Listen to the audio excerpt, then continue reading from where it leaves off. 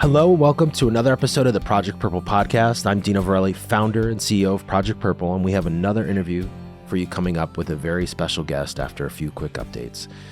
We are already 6 months through the year as we record this in June, and 2023 is looking to be another special year for us. Most of our fall races, like Chicago and New York City, are full. We have waiting lists, unfortunately, at this point, which is just crazy to think we're 6 months from those races and they're already sold out. But we have many great opportunities in Detroit, a new race that we added this year, which is the South Norwalk Half Marathon 5K here in Connecticut. We have the Chicago Half Marathon, and we also have a couple remaining spots in the Twin Cities Marathon, which happens in the fall, as well as a few spots, not many spots, in the Berlin Marathon, which is part of our World Major Series. We also have many virtual events going on throughout the year. We're just coming off our Dino's Double. We'll be launching our Work Harder event that happens later in the summer, along with our new Urban Rappel series. We're going to be rappelling in Hartford, Connecticut in September.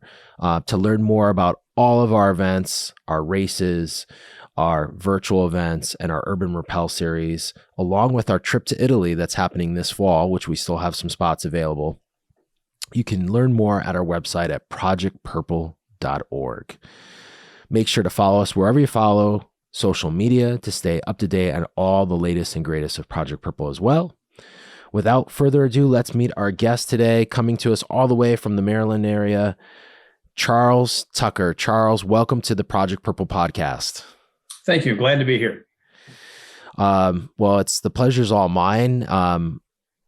Before we get into your background, I just want to say this. I know we were talking a little bit beforehand. You're retired military, Marine Corps. I believe you said 27 years, and I just want to thank you for your service.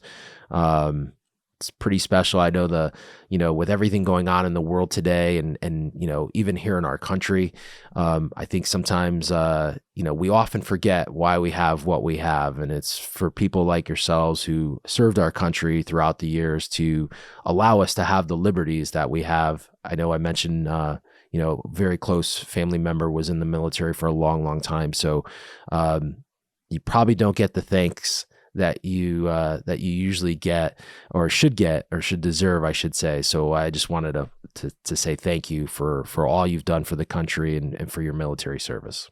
Well, thank you. I appreciate that. It means a lot. So as we were saying, before we hit record, our first kind of part of the podcast is really the guest's opportunity to kind of share their journey.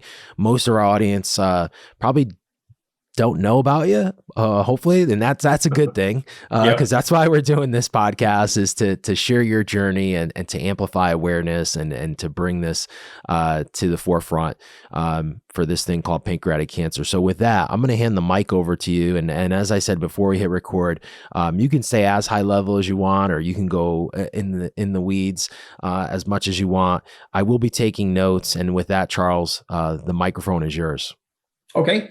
I think it's interesting that we scheduled this for today because 2 days from now will be 3 years that I received the diagnosis that I had pancreatic cancer. So it's very timely. So June 11th, I was diagnosed. But just to give you how I came to the diagnosis, we had been out with some friends to a winery, just having a good time, sitting in lawn chairs, and I came home and I started having some pain in my lower back. This was on a Sunday. Had some pain in my lower back, and it continued, and it started getting a little bit worse and worse. And then I guess on Monday or Tuesday, it kind of migrated around to my lower abdomen. And again, the pain was it was enough that it got my attention. So I made an appointment with my primary care physician. And I went in and we talked, and he said, well, let's run some blood tests and see what's up. And he called probably the next day and talked to my wife and said, you need to get him to the ER as quickly as you can. His liver enzymes are just off the chart. So I went to the local hospital here in Carroll County, Maryland, and they run some tests, did a scope, and said, well, we believe that it's probably pancreatic cancer. We're not 100% sure, but we're going to send you to Sinai in Baltimore and let them do some more tests. And so I went to Sinai. They ran the scope, put a stent in, and my wife got the call on the 11th and said, well, we hate to inform you, but your husband does have pancreatic cancer. We're not sure what stage it is, but you need to get him started under some medical care. And fortunately, my neighbor across the street, he works at Johns Hopkins Hospital, which you may or may not know is probably the third best hospital in the United States for pancreatic cancer care. So we were able to get an appointment with their pancreatic cancer team. They did some tests and decided it was probably stage 3, borderline stage 4, and got me started on chemo. Obviously, had to have the port and everything put in, but got me started on chemo in July. I had 12 rounds of chemo from, I'm going to refer to my notes. I hope you don't mind. No, I had go ahead. 12 rounds of chemo from July to December. And I was supposed to have my Whipple surgery in January. So when I went for my pre-op for the Whipple surgery, I found out that I had COVID. So that obviously delayed that and threw in another round of chemo. So I ended up with 13 rounds of chemo. I had to wait 8 weeks before I could have the surgery. Fortunately, I tolerated the chemo extremely well. I didn't lose my hair. Obviously, it depends on what cocktail they give you, but I didn't lose my hair. I didn't get sick. I did get tired, a couple of days after each round of chemo. I would come home with, at that time, I called it a chemo grenade. It was kind of a gravity feed. It was about the size of a baseball, and it would just, it would feed. And being a retired Marine, I referred to it as a chemo grenade. So I'd come home with that, and then my wife would take that down on Friday, have my chemo every other Wednesday. But as I said, I tolerated the chemo quite well. And the first rounds of chemo that I had, I may not pronounce this right, but fosaprepitant, does that sound correct? Is what the chemo was, and iridican. I said, I'm probably not pronouncing them right, but that's what the that's. Go ahead. No, iridican is correct. Yeah, that's right. Okay, so that's the chemo that I had. So then after that, I had to wait for the Whipple surgery, which was done on March 26th of 2021. And again, I think that I was in fairly good health before all this started. So I think that's one of the reasons why I have tolerated some of the things that I have gone through well. I did have a few setbacks. I ended up in the hospital a couple of times for some complications. I had a biliary drain in my gallbladder that created issues. So we had to spend a little bit of time in the hospital for that. But I had the Whipple and tolerated that, recovered well, lost a lot of weight, gained some of it back, not all of it. And then had a CT scan. I'm not sure the date, but I had a CT scan, and they thought that they saw some signs of metastasis to my liver and my lungs, just small nodules in both. And so they decided that I needed radiation. So starting in December of 2021 through February of 2022, I had 25 rounds of of radiation every day, obviously, except for weekends. And also oral chemo. Cipro is what I was taking for the oral chemo. And that seemed to have, the doctor thought that it was doing a good job of slowing things down or stopping things.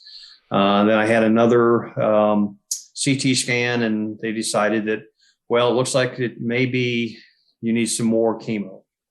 So I started chemo again in December of last year, and am still going through chemo every other week. And I spoke to my oncologist and said, well, how long am I going to continue with the chemo? And she said, well, as long as it's working, you're going to continue until it doesn't work anymore.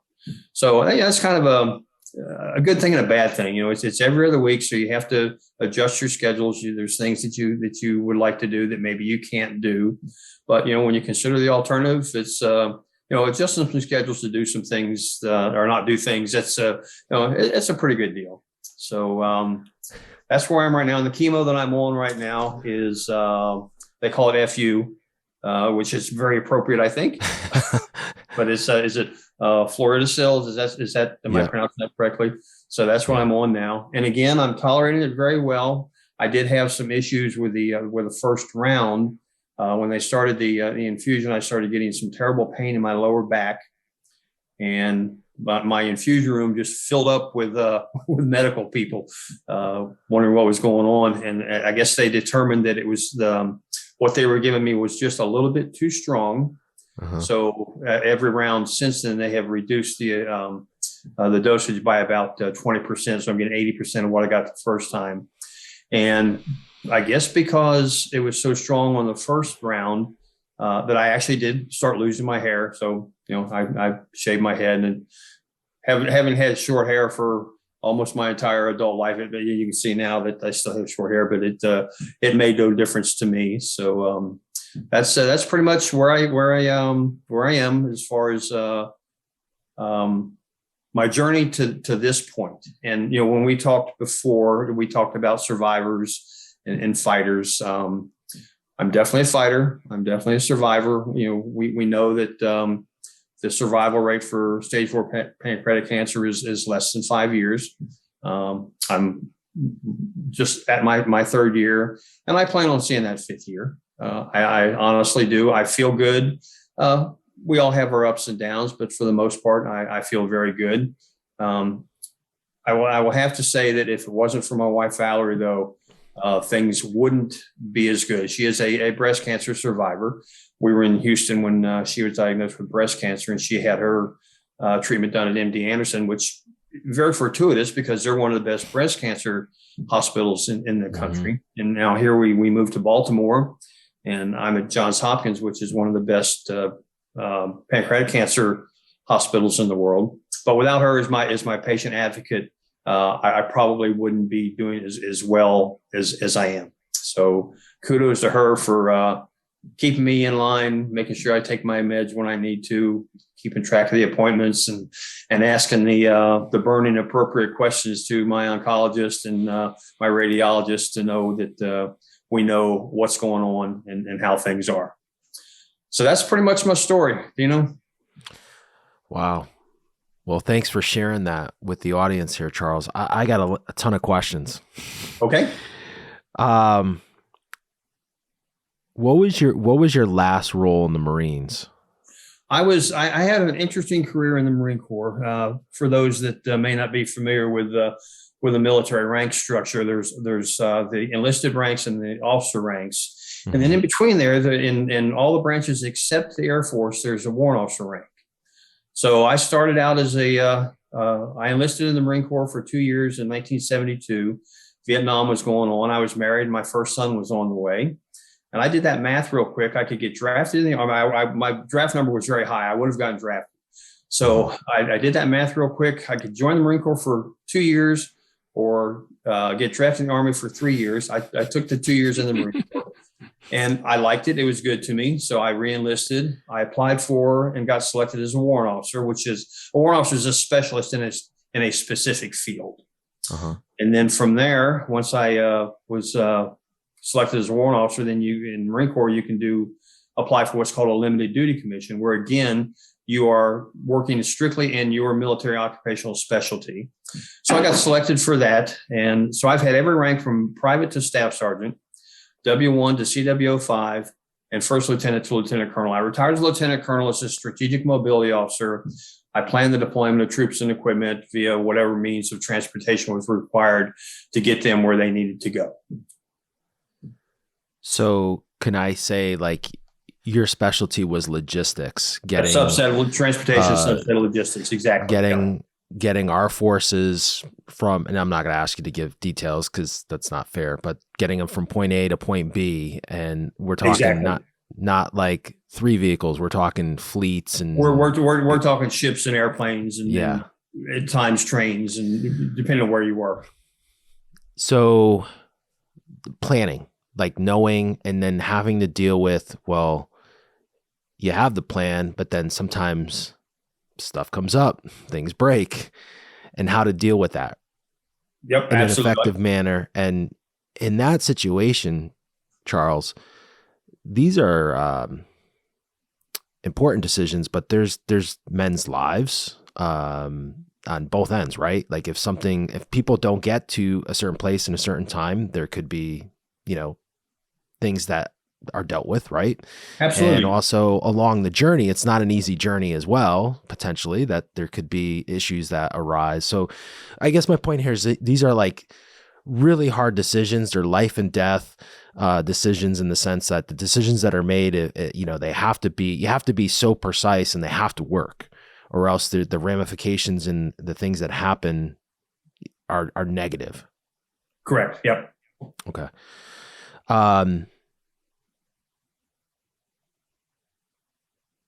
So I'm going to throw this out here now, but I have other questions. It's just an interesting parallel. And why I asked the question, Charles, is because to hear you speak, and I was smiling when you were speaking about your story, because you have this way of sharing your journey, and it's just very matter of fact. And you're laughing, and I'm just saying, man, this guy has got nerves of steel, like talking about this, and just like, hey, this is it. It's very matter of fact. And so I think it's really fascinating to me.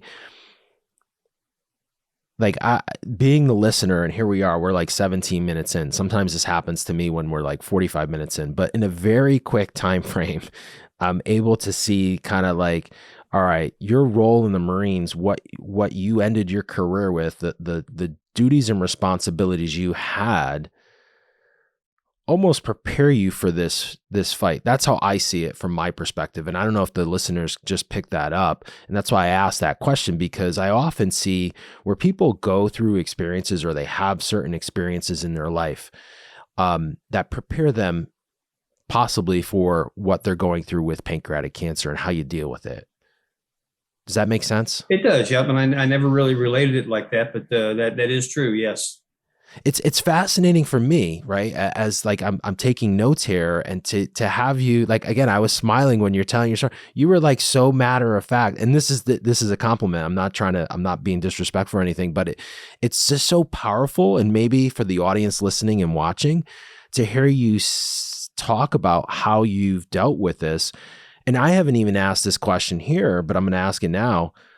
Like, okay, let's think about the timeline. June 11th, 2020. The country shut down in March of 2020. You didn't even mention it, but I assume going through what you went through from 2020 through probably 2022, you were by yourself. Your wife, who was your biggest advocate, wasn't probably going into Hopkins with you when you were doing chemo and then the surgery. I assume you were by yourself. For the chemo, I was. Now for the 5-day recovery period when I was in the hospital for the Whipple surgery, she was able to come and visit me. But yes, for the most part, I was by myself. And my wife still works. I'm retired, obviously, but my wife still works. So even I still spend a lot of time by myself. Yeah. So, but it did make it worse during COVID, because you got all this stuff going on, and you don't really have the human interaction where you can talk to people and maybe not talk about the pancreatic cancer, but talk about other things to get your mind off of. So yeah, that was difficult. Yeah, which is like we've talked about this on previous episodes, and we were podcasting during that time. It was just, I thought it was like inhumane, honestly. It's bad enough that people get this diagnosis, but then to realize, like, I remember we heard stories of like, loved ones dropping them off in the parking lot and then waiting in the parking lot for, texts, phone calls. We interviewed a family, and there was a great picture where the guy, the spouse, was waving to the wife from the window, and that became kind of like a thing during that time, right? We saw all across the country, caregivers standing outside, sitting in lawn chairs, with like their picnic baskets and their loved one waving from the windows of the infusion center, right? It's like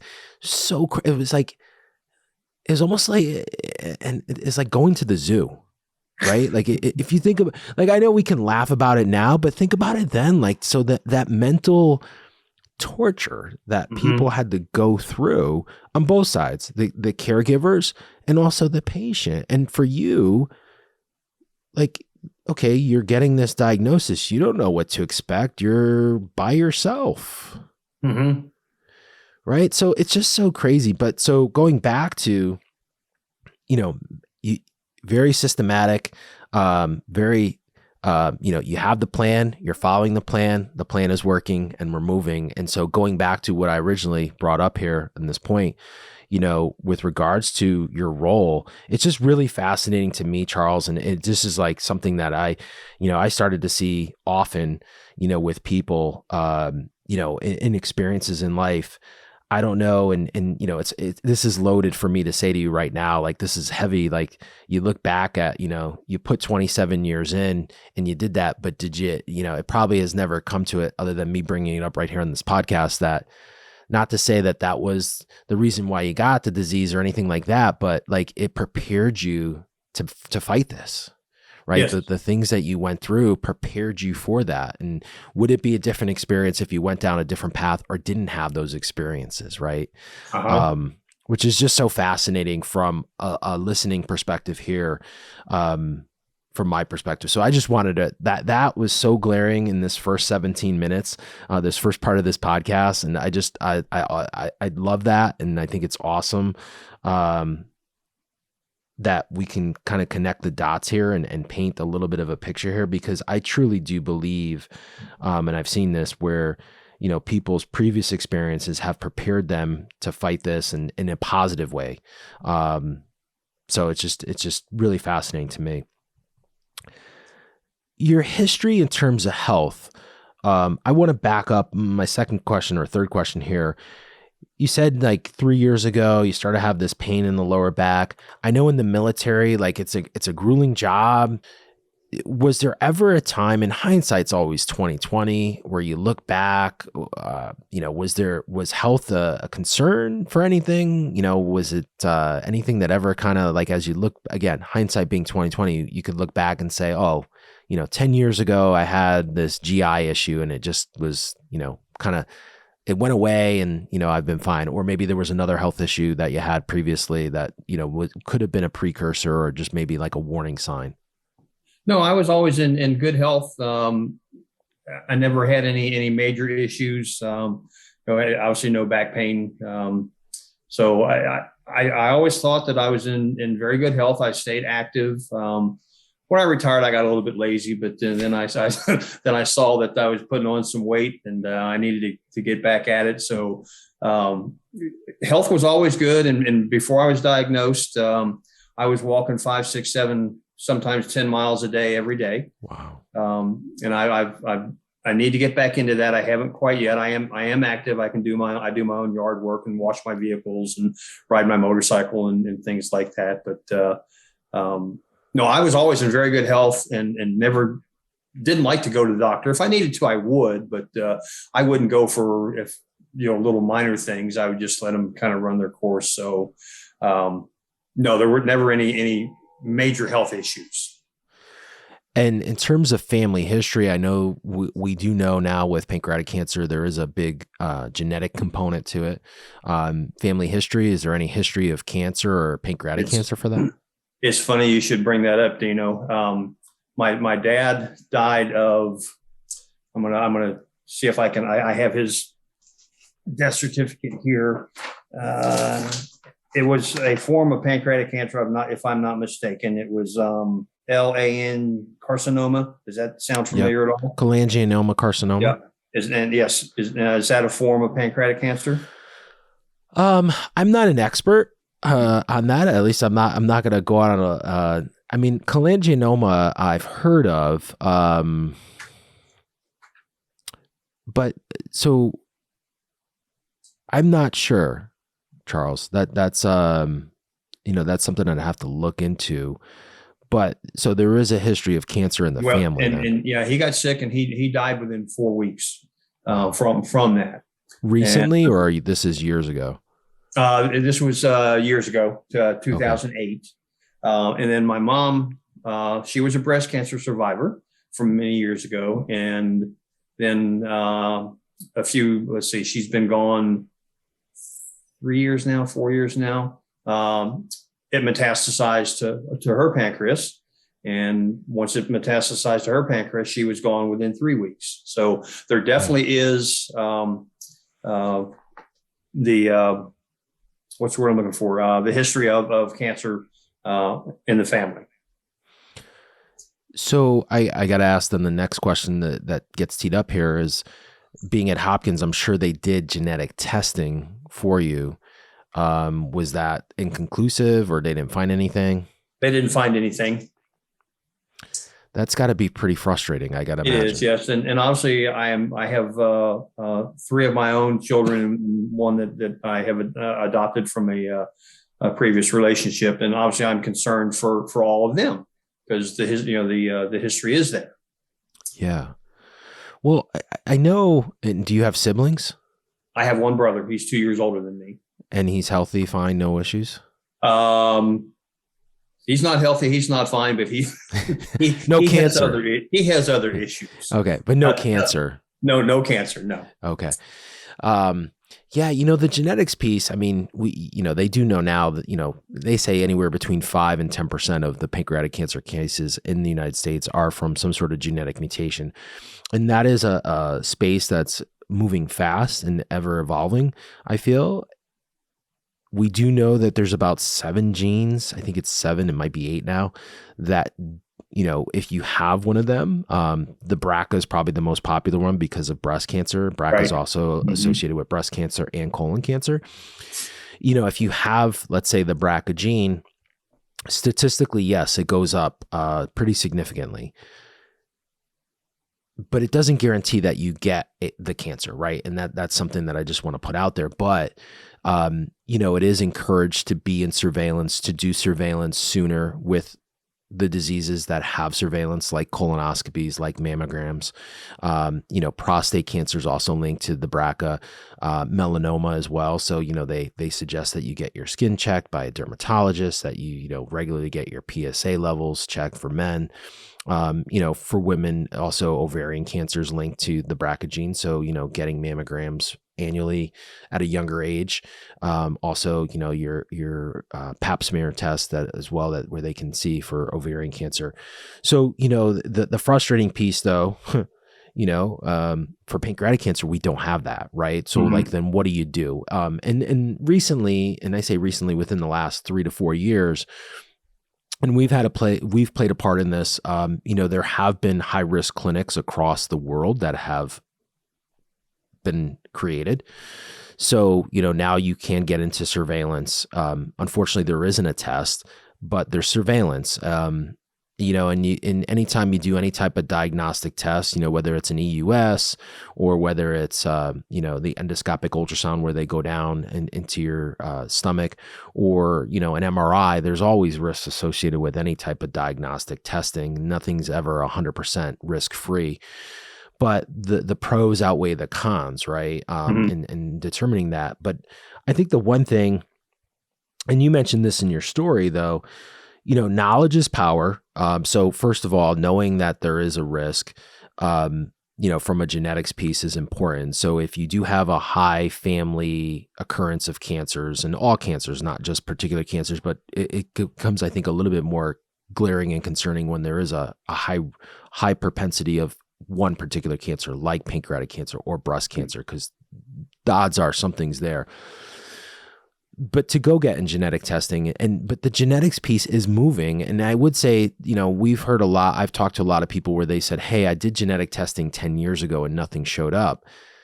Go get it redone, because the science is ever evolving. And I think as we move forward, and this is my point, knowing that you had a mom and dad, it's just so fascinating how fast things are moving right now, from using AI to, now with there was a big report just recently with, vaccine trials that showed a lot of promise, that were personalized, that were sequenced, DNA and RNA.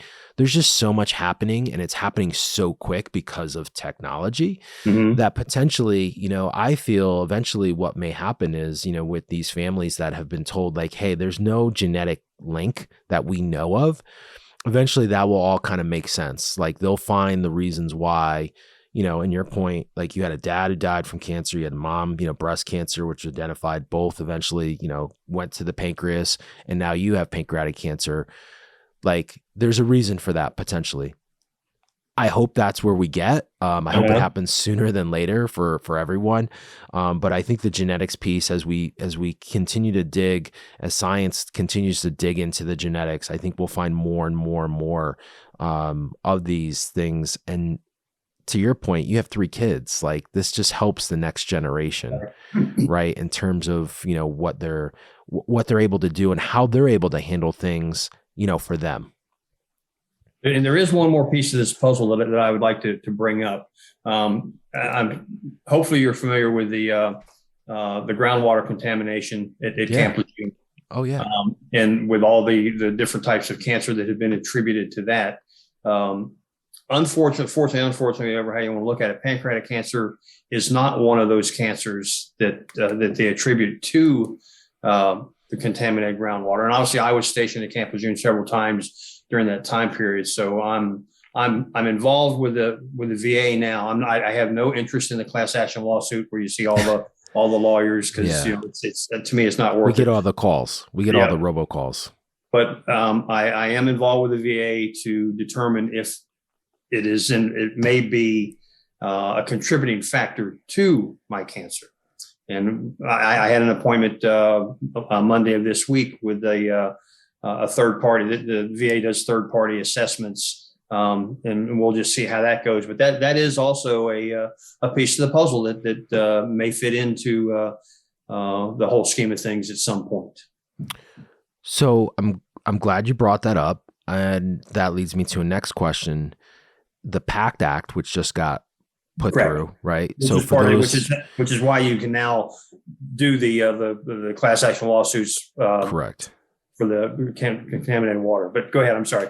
Yeah. So the PACT Act, for those that don't know, and we've talked about this will air after the podcast, that this does come up as well with the active duty Marine. So the PACT Act now covers like these exposures, right? And that's kind of rudimentary, but now for those that served in the military, for veterans, if they've been exposed, because now I'm not a conspiracy theorist when I say this, but the government is acknowledged, and let me make sure I say this right, Charles, and correct me if I'm wrong. The government is acknowledging now that our armed forces, our men and women, have been exposed to things like chemicals in the water that they were aware or maybe not aware, but they were exposed to it while they were in active duty, as well as like burn pits, contaminants in the air from burn pits, contaminants in the air, that are causing many of our veterans to have adverse effects from those contaminants that they were exposed to during their tenure of serving in the military. Exactly. And so now the PACT Act protects those veterans from, not receiving care for those ailments and for things that are happening. Did I do, is that's like rudimentary, but that sums it up. That was it. Yep. Yeah. So my question then on that, did you have exposure to burn pits? I was in from 72 to 99. And I got to figure out a polite way to say this. The only real exposure I had to burn pits, and people may not be aware of it, when you're out in the field and you're in a garrison environment where you're sleeping, you have tents set up, and you're in a specific area for an extended period of time, whether it be a month, 2 months. They have outhouses, for lack of a better term, and to get rid of the the human waste, you would throw diesel in these drums, and you would burn the human waste to dispose of it. So yeah, I was exposed to some of that, not a great deal, but yeah, I was exposed to that, and I did mention that in my claim with the VA. And so I would assume then, given the tenure too, I know this has been big, the Agent Orange exposure as well, potentially too, or no? No, I didn't go to Vietnam. Okay. The war was going on while I was in boot camp, but I didn't go to Vietnam, so I wasn't exposed to Agent I was Orange. exposed. Okay. Yeah. Okay. Yeah, it's kind of fascinating. We've partnered with a couple of veterans groups here in the U.S. We have seen, and I've seen firsthand by talking to some of these groups, that there is a high incidence of military operators being diagnosed with pancreatic cancer. And I don't know why. The military groups, I think, are more of experts in determining that, because of certain exposures. And I think there's, I was just talking to one of our state senators, his office, because I had reached out to see what else we could do, to help folks battling pancreatic cancer. And, they said that, the DOD, with the PACT Act, and this senator, we have two in Connecticut, and one was very vocal, and he sits on the Veteran Affairs Committee. So you can do the math and figure out who that is. But his staff was very gracious with their time. And, they did say that the DOD, the PACT Act is a big piece to that, and recognizing, that there are exposures that are leading to incidents for our military folks, right? And they are trying to do the best that they can, to limit exposures. But unfortunately, like exposures, like to your point, like you're in that environment, like you got to get rid of it. Like, what do you do? What's the alternative, I guess, to leave it there and potentially, expose our military to getting sick in another way, right? So I hate to say, like, that's part of, like, it is what it is, but that's not a good enough answer, right, Charles? But, I don't, maybe no one, and I get it, like in that situation, probably no one knew, I doubt maybe maybe they did. I don't know. I shouldn't make that assumption, but I guess it just is what it is. And, now, like, people are dealing with it and the reality of it. And hopefully, though, as society and as an organization, we don't make the same mistakes twice. But sometimes, with the systems, they're so big, similar to the medical system, right? Like you and your wife, just to bring this back, your wife, you guys just happen to be in Houston, and you got really good care at an amazing place at MD Anderson. Now you're in Baltimore, and your neighbor works at Hopkins, right? And you get into one of the top centers in the country. And what I love about what you said is just that fact, right? And this is something that I preach, with our audience listening, and with people who are recently diagnosed, is like, you have to go to these high volume centers, because this is where the things happen. But also, this is where they deal with this all day, every day. Yep. And there's a difference, there is unfortunately, here in the United States, it's not a public health system. So, it's kind of scary. The care you get at Johns Hopkins is not the same as in, northern or southern Louisiana. And I'm not, putting shame to southern Louisiana. I mean, I would say that the care that you get at Johns Hopkins is not going to be the same as you get in western part of Connecticut here, at a community hospital setting, or in maybe a community hospital setting in, Northern California. It's just not the same. And so that's where I had the opportunity. I could have gone to the local county hospital here in Carroll County, but I knew that that's not what I needed to do, knowing what we found out about Johns Hopkins. So yeah, very fortuitous for me.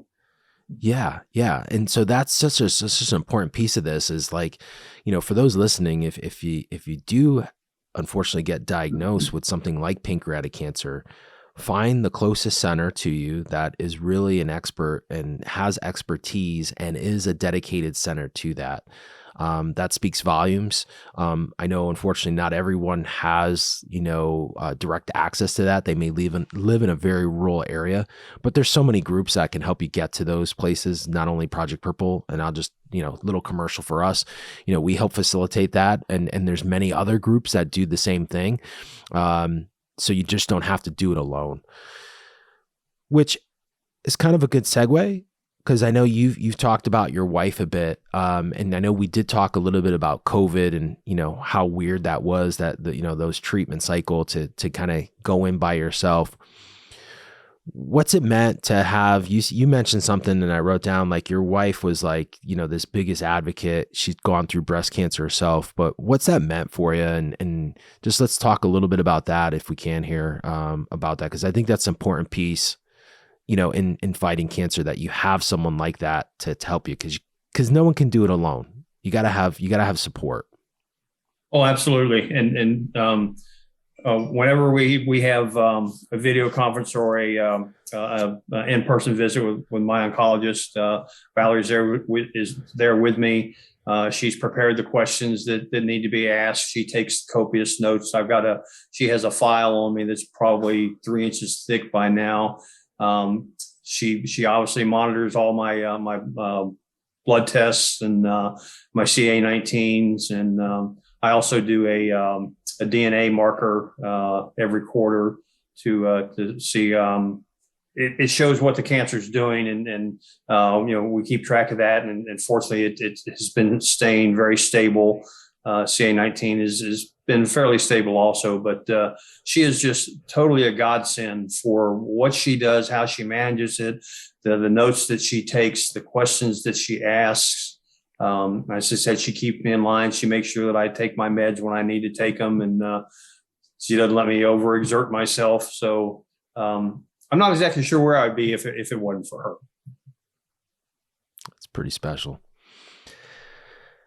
I got a couple questions left for you, Charles, here, and then we're going to give our audience an opportunity to follow you, where they can connect with you if they have questions, or just kind of follow your journey as you continue to go through this. And these are loaded questions. There's no right or wrong to it, but it's just based on your experience and what you've gone through and how you would answer them. Someone who is listening to this podcast or watching it, they just get this diagnosis of pancreatic cancer. What advice would you give them? And it could be a couple things. It doesn't necessarily have to be one thing, but given your experience and what's gotten you through, the last 3 years here, what would that advice be? I think the first thing is prepare for the long haul. It's not something that's going to resolve itself quickly. You'll have to make some adjustments to your lifestyle, but don't give up. Just keep a positive attitude. Do the best that you can to maintain your lifestyle, and just continue to march. It's powerful stuff. My last question here, and this is always a loaded question. I know you said you listened to the podcast, one of the episodes, so you probably know this is coming. Again, given your experience, and there's no right or wrong to this, but given your experience, what's your definition of pancreatic cancer? I did listen to it, and I knew that question was going to come up, and I was trying to come up with a good answer. But it's a battle. You're probably not going to win it, but you have the opportunity to fight it as long as you can, and just. You have to just continue to keep going. Don't give up. Just you just have to maintain a positive attitude and just do the best that you can. And I think that's probably it. Just be positive. Don't never ever give up. Never give up. Be a fighter or a survivor. I'm not sure what the difference is between a fighter and survivor. I think the 5-year mark makes you a survivor. Up until that point, you're a fighter. But I'll fight until my last breath, whether it be 2 days from now, 3 years from now. But I will always continue to fight this disease. So powerful, Charles. And I just want to throw this last piece in. you're a survivor. And, this is something that we've talked recently quite a bit about. The fighter survivor, to me, it's synonymous. But you're surviving, you're alive, right? You're living your life. Yep. So to me, that's surviving. The 5-year mark, and I think I talked about this yesterday on recording a podcast that'll air. And not that I'm trying to be a wise guy here, and I'm not trying to be disrespectful to anyone. I'm sure there's some statistical significance with the disease at 5 years. Why isn't it 4 years?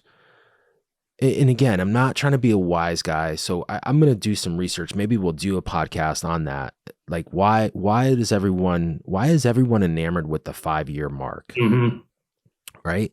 And I'm sure there's probably some standard deviation at 5 years that the life expectancy or goes this way, or at 4 years it's not that trajectory, or at certain time points, right? And I'm sure they know, like, just looking at historical data. History usually, is a good indicator, but I always say, like, there's no statistic out there, Charles, that doesn't say that you're not part of the 12%, which is the survivorship, right? Uh-huh. For everyone, right? Like, there's no doctor, there's no scientist that has a crystal ball. So, we've had this lady on our podcast. She was stage 4 years ago. She did 78 or 76 rounds of Florinox. May 1st, she got a clean bill of health. She has no evidence of disease. Good for her. And she's 60, 65, 66. So, like, I guess my point in sharing that is, like, going back to the survivor fighter thing that you bring up, man, everyone's a survivor. You're alive, you're living. And I think, yes, statistics are important. The 5-year mark is, I think, the benchmark, and we'll do a podcast on why that is. That'll be a podcast episode. But I don't know if I've ever really got an answer from many of the clinicians on why the 5-year mark statistically, but a 3-year survivor to me, it's still like 5 years, like, you're here, and I think that's what we need to continue to celebrate and share. And that's why I love bringing people on the podcast like yourself, because it's inspiring. And look, you're going through really, really heavy stuff, but look at the way you're fighting it, and the way you're battling it, and the way you're living. That's what we need to celebrate. And these are all wins. And yes, it is a fight. It is a battle. But to your point, you don't give up, and you keep finding positives, and you keep fighting and fighting and fighting. And I think, like, we get hung up on this 5-year number. I don't know. And we'll do a podcast on why that is, but to me, it's irrelevant, because you're here and you're surviving, and you're not probably going to change. Maybe you'll have a little bit more hair in 5 years, Charles. And maybe that'll be the only big difference, but you'll still be here, and you'll still be the person you are. And one thing I do want to add, I don't know if you can see my shirt or not, but or if you did any background on me, but every time I go for an infusion, I wear a loud Hawaiian print shirt. I do that for 2 reasons. First of all, none of us want to be there. We don't want to be there. We'd much rather be someplace else doing something else, but we know that we have to be there. So it gives the other people, they look at me and say, look at that silly old man with that silly Hawaiian shirt.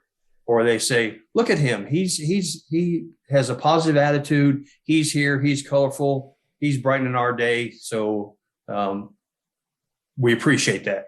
So that's why every infusion I wear a different Hawaiian shirt, and I hope that it does change some people's at least their day.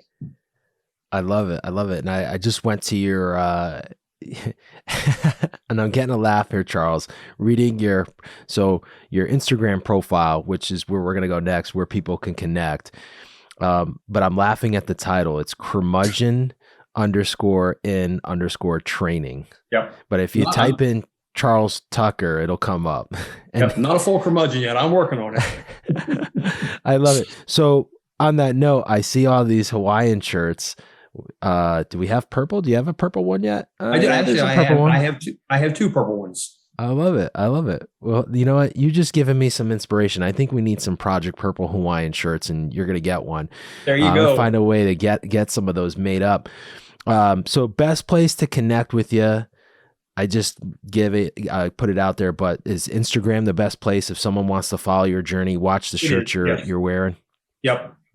So it's curmudgeon underscore underscore training. Yep. That's me. Awesome. Awesome. Well, Charles, thank you for allowing me to share your journey with pancreatic cancer here in the Project Purple podcast. It's been awesome. It's an inspiration. As I said when I started this episode, thank you for all that you've done in your service to give us the opportunities that we all have. And probably you don't hear that enough. So that's why I'm saying it here again. It's truly an inspiration, not only the service that you provided for the country, but also the way you're fighting pancreatic cancer, and for me to be able to share your journey. It's been awesome to have you here on the podcast. I appreciate it, Dino. I certainly have enjoyed it. Thank you for listening to this episode of the Project Purple podcast. If you like what you hear today, feel free to share this episode. Make sure to follow us wherever you listen to podcasts. Make sure to follow us on our YouTube channel. Till next time, please be safe. That's a wrap of another episode of the Project Purple podcast.